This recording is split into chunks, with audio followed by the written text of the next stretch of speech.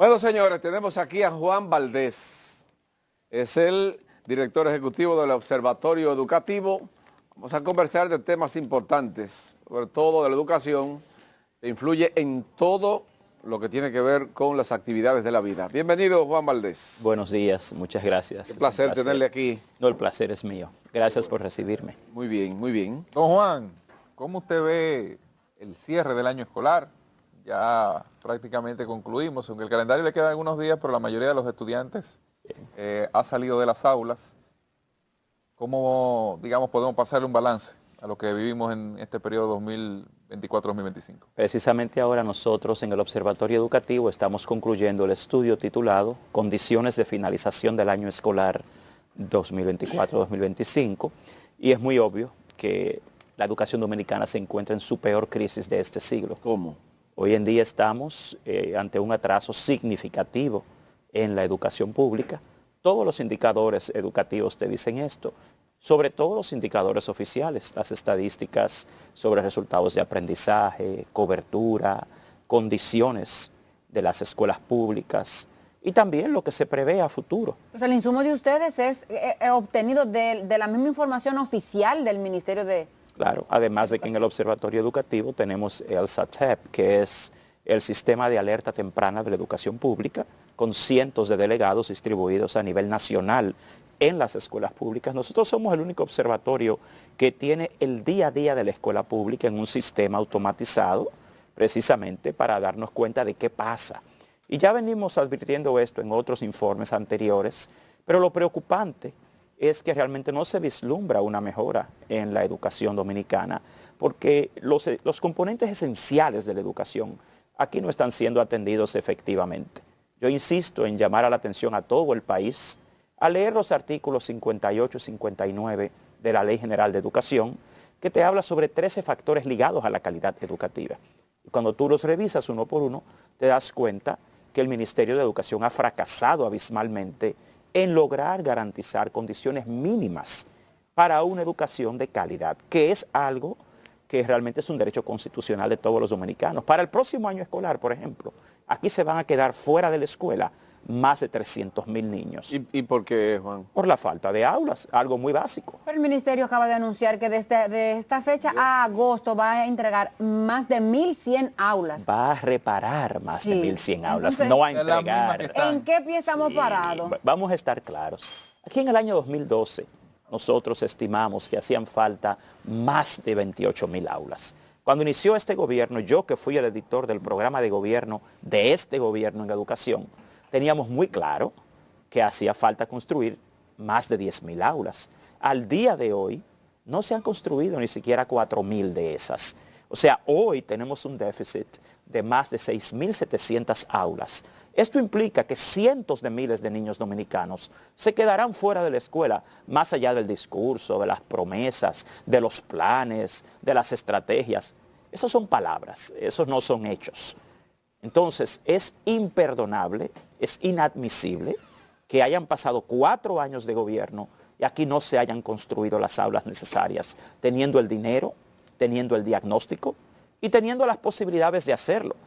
Aquí tú ves un dispendio del 4% en cosas que no tienen sentido, porque tenemos una escuela pública todavía con letrinas, sin agua, con una infraestructura cayéndose a pedazos, sin buenas aulas, sin buenos equipos. En el tema de los maestros, necesitamos mejores maestros, pero ¿cómo tenemos mejores maestros si ni siquiera han sido capaces de hacer una evaluación de desempeño de los docentes para determinar cuáles son sus necesidades formativas? Y a partir de estas, entonces diseñar un programa de formación y capacitación del magisterio. ¿Y cómo hacer que las autoridades encarrilen ese caballo que está desbocado? El filósofo Séneca decía que no hay viento favorable para quien no sabe a dónde va. Y desgraciadamente en este país no están claros todavía en hacia dónde debe ir la educación. Porque el que no sabe para dónde va ya llegó. Ya ese es el filósofo Gilbert. Sí. Yo te diría que Séneca te lo diría de otra forma. Juan, pero es que realmente no hay un compromiso real. Los compromisos se demuestran con los hechos, no con las palabras. Juan, el ministro de Educación ha planteado rescatar nuevamente la materia de moral y cívica en las escuelas. Y fíjate algo, lo que hay que entender acá es que la moral y cívica no se enseña en una materia. Cuando se sacó la materia moral y cívica de la escuela, no es que se eliminó, sino que se hizo transversal y se apostó a que a través de áreas como sociales, como formación humana y religiosa, como lenguaje, se podrían inculcar los valores y los principios cívicos. Claro, nunca se crearon las condiciones en el día a día de la escuela, en la práctica, para hacer esto. Qué bueno que se está apostando a los valores, a la moral y a la cívica, pero esto va a requerir primeramente un enfoque distinto, no concebirla como una asignatura de contenido. O sea, tú necesitas utilizar enfoques novedosos como el aprendizaje activo, el aprendizaje basado en el desarrollo de proyectos, los proyectos participativos de aula. Pero lo más importante de esto es que la moral y cívica no se predica con una materia. Eso se predica con el ejemplo. Los pueblos son como sus líderes. Y acá no hemos tenido líderes moral y cívicamente realmente responsables. Hay que estar muy claros. El tema de la moral y cívica, qué bueno que se está concibiendo, pero eso no es simplemente haciendo una materia más en la escuela, que no lo creo posible en el próximo año escolar. ¿Por qué? Porque no ha habido una readecuación curricular. No hay ni siquiera un espacio curricular específicamente para esa asignatura. Tampoco ha habido un entrenamiento a los docentes para ver con qué nuevos enfoques se va a enseñar la moral y cívica. Pero cuidado, así como el ministro, al parecer, ha estado trabajando como las hormigas por abajo, porque llegó y no se sabía nada de él hasta esta semana que dio a conocer su ruta crítica. Cuidado si es que él ha estado trabajando con esas capacitaciones y nadie se ha dado cuenta. Bueno, nosotros los maestros nos habríamos dado cuenta para empezar. Pero mira, yo creo que Luis Miguel de Camps tiene muy buenas intenciones, pero más allá de las intenciones están los hechos. Luis Miguel de Camps tiene una camisa de fuerza. Luis Miguel de Camps es un ministro que lo han puesto ahí con una atadura. ¿Cuál es esa atadura? Que lamentablemente tiene el mismo gabinete de Ángel Hernández, los mismos directores, los mismos viceministros. Y el día a día de la escuela no es un hombre, no es un ministro. ¿Es infuncional ese gabinete? Es que ese gabinete fue el que llevó a la educación pública a su mayor fracaso. Si el presidente de la República designa un nuevo ministro, primero tiene que basarse en cuáles fueron los resultados del anterior, que fue la peor gestión que hemos tenido en este país. La de Ángel. La de Ángel. Pero señores, Peor que Roberto Fulcar. Roberto Fulcar, en mi opinión, ha sido un calumniado, porque Roberto Fulcar recibió el Ministerio de Educación Como Judas. en la peor crisis global de la educación, que era la pandemia. Y a Roberto Fulcar le tocó ser ministro en medio de una crisis que nadie nunca en el mundo había enfrentado, con un gobierno nuevo, con funcionarios nuevos. Y un ministro nuevo. Y un ministro nuevo aprendiendo. O sea, Ángel Hernández, sí, es que están todos, porque usted llega nuevo, usted tiene que aprender qué es lo que pasa ahí. Hasta si sale, vuelve. Tú no puedes comparar una gestión peor que la de Ángel. Y es verdad que hubo zapatos digitales que compró. No, eso es falso. La gente, la gente inventa muchas cosas. Yo lo que te puedo decir es que aquí se apostó, por ejemplo, a la gestión de Ángel Hernández, un tremendo engaño al pueblo dominicano, a que se iban a hacer nuevos libros de texto, que iban a ser más baratos. Mentira, los libros de texto salieron 12% más caros y llenos de errores, con cientos de errores. Hoy quieren reimprimir los libros de Ángel Hernández por más de 1.000 millones de pesos, sabiendo que están llenos de errores. Entonces, ¿de qué compromiso con la educación están hablando? Educa y el sector empresarial recientemente se han pronunciado, quien dice que hay mucho dinero en el Ministerio de Educación, pero no se refleja calidad. Dinero, pero no hay calidad. Es que no hay una equivalencia entre dinero y calidad educativa. Ese es uno de los factores.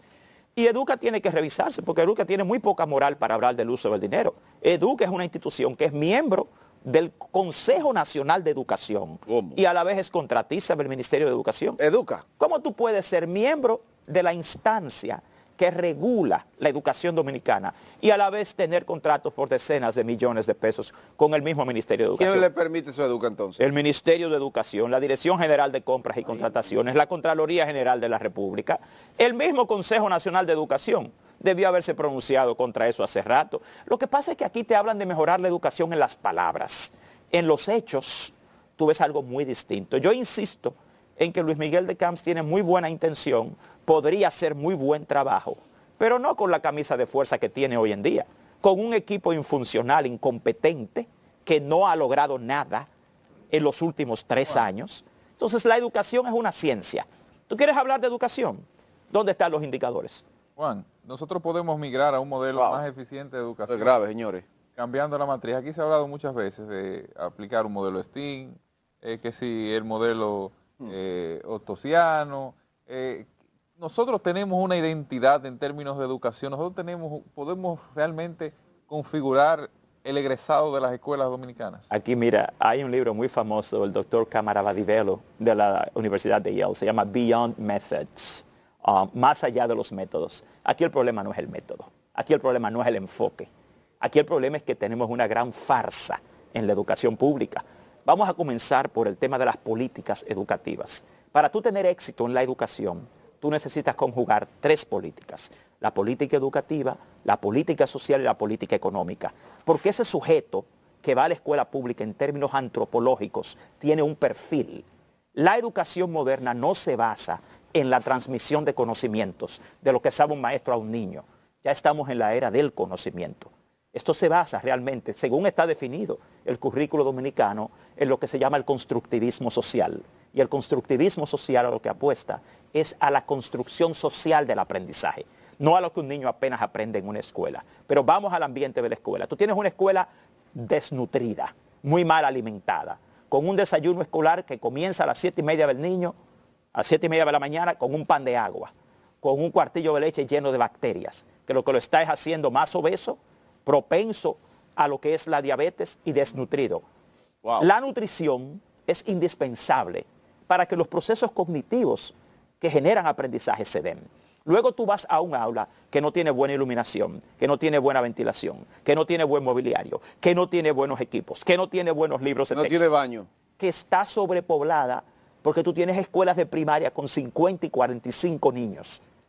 Entonces, bien, tú empiezas la clase. ¿Cómo un maestro en términos pedagógicos puede manejar esa situación de forma efectiva? Cuando realmente son ambientes que no propician situaciones significativas de aprendizaje. Juan. Tú sales al recreo, te vas a una cancha desbaratada, en un medio ambiente que no es realmente atractivo. Señores, el aprendizaje, lo he dicho muchas veces, solo se da cuando se conjuga la emoción y la cognición. Y las emociones de un niño en una escuela pública, de un docente, de un director, no son las adecuadas en un país donde desgraciadamente la escuela pública opera en condiciones Juan, inhóspitas. Juan, perdón, Mari Carmen, la propuesta de que se cocinen los alimentos en la escuela, se haga una cocina en la escuela o alrededor cercano a la escuela, hay una propuesta sobre eso. No, eso no es nada nuevo aquí. Si usted lee el Manual Operativo de Centro Educativo Público de la República Dominicana del año 2015, justo cuando se creó la jornada escolar extendida, y usted ve el Manual Operativo de Centro Educativo Público del año pasado, de 2024, usted va a entender que todas las escuelas deben tener su cocina y que deben cocinar ahí. La jornada escolar extendida fue concebida así. ¿Qué pasó? Han convertido los comedores y las cocinas en aulas por la falta de espacio. Hasta los salones de actos. Otra cosa, convirtieron la alimentación escolar en un negocio. Proveedores fuera de la escuela.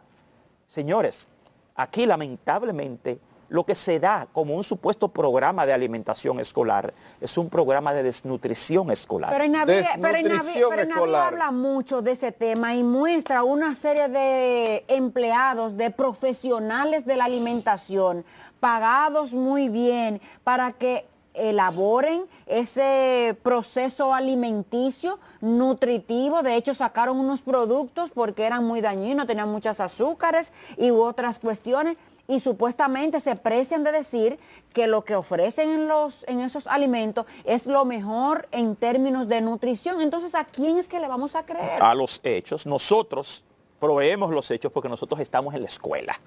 Y nosotros sí estamos en el día a día de lo que se le da a un niño, lo que se le da a un maestro. ¿Qué pasa? Lamentablemente, primero el INAVIE no produce alimentos. El INAVIE lo que hace es subcontratar. Sí, claro, claro. Y cuando usted va, recientemente una periodista muy famosa acá hizo un documental en su programa sabatino y demostró que no tenían el contenido alimenticio ni nutritivo, ni el pan, ni el bizcochito, ni la galleta, ni la leche estaba llena de bacterias. Lo que INAVIE dice una cosa y en la práctica es otra. Nosotros sabemos lo que es el INAVIE porque el INAVIE está en el día a día de la escuela y todos sabemos que eso es una farsa.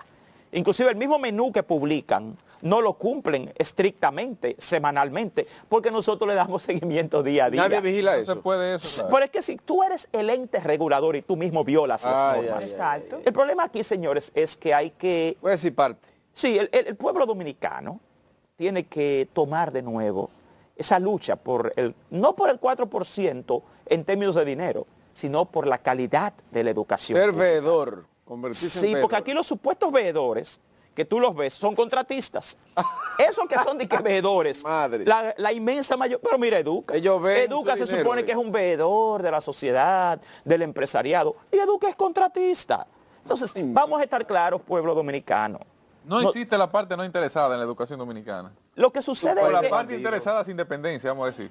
hay intereses legítimos e intereses ilegítimos, porque todos tenemos intereses. El punto de la legitimidad es lo que yo estoy resaltando.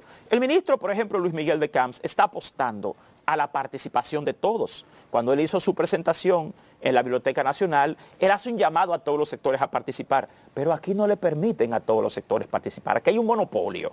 Aquí hay un grupo de sectores que hace 30 años tienen monopolizado el Ministerio de Educación. Y son los sectores a los que se le presta atención, a los que se le da participación. Entonces yo creo en lo que los ministros hacen, no en lo que dicen. Yo creo, insisto, en que Luis Miguel de Camps podría hacer un buen trabajo, pero no con el equipo que tiene ahí. Vamos a estar claros, porque aquí la educación es un derecho, no es una dádiva, no es un favor que nos están haciendo. ¿Quién me va a justificar a mí que más de 300,000 niños se queden fuera de la escuela después de 4 años de gobierno porque no hayan aulas suficientes? Entonces aquí el pueblo dominicano tiene que ser más crítico y tiene que estar más involucrado. No es un favor que nos están haciendo, eso es un derecho, eso se paga con nuestros impuestos. Y aunque insisto que el ministro tiene muy buena intención, señor ministro, más allá de las intenciones, usted necesita un equipo competente y sobre todo resultados. Cuando el ministro te habla, por ejemplo, del tema del inglés, yo que soy el presidente de Dominican Republic, TESOL, que es la Asociación de Docentes Ingleses de la República Dominicana, el ministro te menciona, tenemos que tomar enfoques innovadores en el inglés, como el aprendizaje a distancia. ¿Quién ha dicho que el aprendizaje a distancia funciona en la enseñanza-aprendizaje de inglés en la escuela? Aquí ahora mismo lo que hay es un negocio con el inglés en el Ministerio de Educación, ¿Y por qué que el ministro tiene la responsabilidad de desmontar. Aquí a través del PNUD, una vez más violando las leyes, contratan a la empresa Education First, que es una empresa que lo que le vende al ministerio son cientos de millones de pesos en claves de acceso a una página web. Pero ¿y qué relajo? Nosotros que tenemos más de 20 años de investigación científica, de pilotos y programas. Yo fui el creador del programa de inglés de inmersión, del MESIT, hace 20 años en este país, que es lo más grande que se ha hecho aquí. Yo fui el creador del programa de bachilleres bilingües productivos para el mismo Ministerio de Educación. Y aquí la corrupción ha hecho imposible que los niños pobres aprendan inglés en la escuela. ¿Y cómo me hablan a mí ahora de que van a hacer una página web, que van a comprar unos certificados? ¿Por qué relajo? Teniendo investigación científica aquí y más de una década de capacitación de los docentes de inglés de las escuelas públicas. Entonces aquí el bilingüismo se lo han dejado a los hijos de los ricos. Yo soy director de un colegio bilingüe internacional. Yo dirijo el St. Lawrence International School. Y a los colegios bilingües, ¿quiénes van? Los ricos. A mi colegio no pueden ir los niños pobres. Entonces, nosotros que hemos luchado porque el niño pobre salga bilingüe de la escuela, aquí no quieren, aquí de todo quieren hacer un negocio. Entonces, en ese sentido, si me permites, quiero concluir, por lo menos de mi parte, haciendo referencia a otra propuesta. El ministro te habla de que se está mejorando y se va a mejorar la lectoescritura y las matemáticas en primaria. Pero ese es otro negocio ilegal. Porque aquí tienen a la UNICEF con más de 800 millones de pesos en contratos en los pasados 3 años. La UNICEF. Sin una licitación, sin un proceso competitivo, sin... Grado a grado. No, y no solo eso. Que no hay una investigación ni un estudio que valide. Pero esa respetada institución internacional. Es muy respetada en el área de protección a los Así niños. se maneja. Pero quien tiene que velar por eso no es el UNICEF. ¿Dónde está Carlos Pimentel? ¿Dónde está la Contraloría General de la República? ¿Cómo es que aquí se siguen haciendo las cosas? El dinero del 4% se maneja así. Y a mí lo que más me preocupa ni siquiera es el dinero, es la impericia. Una institución que no es experta en el tema de matemáticas ni lectoescritura, manejando lo que es la esperanza del pueblo dominicano de que los niños van a aprender matemáticas y lenguaje en el nivel primario. Entonces, si quieren enseñar moral y cívica, tienen que hacerlo primero predicando con el ejemplo. Porque la ética, al igual que la fe, se predica con el ejemplo, no con las palabras. Y la educación dominicana necesita de verdad una mejora. Pero necesitamos gente experta, gente comprometida. El pueblo dominicano no tiene que quedarse de brazos cruzados, porque aquí le nombran a un viceministro, como el viceministro Fran de Olio, que es el que maneja aquí la evaluación de desempeño, que fue otro fraude, que intentaron contratar a la Organización de Estados Iberoamericanos, la OEI, por casi 600 millones. Y si nosotros no objetamos el contrato, le tumbaron se lo dan también. Entonces, si vamos a hablar de mejorar la educación, señores, tenemos que enfrentar y decir las cosas como son. Porque si no es más promesas, más expectativas falsas. Juan, el tema de la fusión de los ministerios. Otra locura. Aquí no hay forma de Pero señores... Pero vamos de mal en peor, entonces, según... Bueno, pues, una pregunta. Él arrancó diciendo que estamos en el momento de la educación del pueblo. Yo... No hay una luz, no hay una luz. En educación. Ajá, no hay... ¿Y de dónde a usted se le ocurre que hay una luz en educación? Está apagada. Eso no es Perdóneme, mire, yo solo... El sector educativo está apagado. Yo solo tengo 35 años de experiencia en educación. Y yo estuve aquí desde el primer plan decenal de Jacqueline Malagón en 1992. Y he visto más de 30 años de fracaso educativo en este país. Y como presidente del colectivo ciudadano por la calidad educativa, la posición nuestra es de tolerancia cero a más fracaso educativo, a más engaño, a más promesas. Esa fusión no tiene sentido. Nosotros le pedimos a Sigmund Freud, por la ley de libre acceso a la información, ¿dónde estaban los estudios que justificaran la fusión? Y lo que nos dijeron fue que no los tenían, que los van a hacer. Entonces, usted está planteando una fusión sin ningún tipo de investigación. Pueblo dominicano, vamos a volver a las calles a reclamar una educación de calidad. Aquí no tenemos que quedarnos de brazos cruzados. No es con palabras, con promesas, ni con discursos, ni con eventos que se mejora la educación. Es el día a día de la escuela. Y los niños de este país tienen el derecho constitucional a una educación de calidad. Bueno, Juan Valdés, ustedes escucharon ya cuál es la situación de la educación en República Dominicana. Esto es sumamente grave. Claro y fuerte. Y triste el planteamiento y el panorama que plantea Juan Valdés. Juan, gracias. Gracias a ustedes por recibirme. Hay un apagón en el Ministerio de Educación. Es la educación en general. En sentido, blackout. Más peor, como dice. Mamacita, Dios mío. Señores, hemos concluido por el día de hoy. Juan Valdés, director ejecutivo del Observatorio Educativo en República Dominicana, estuvo con nosotros temprano. ¡Wow, Dios mío!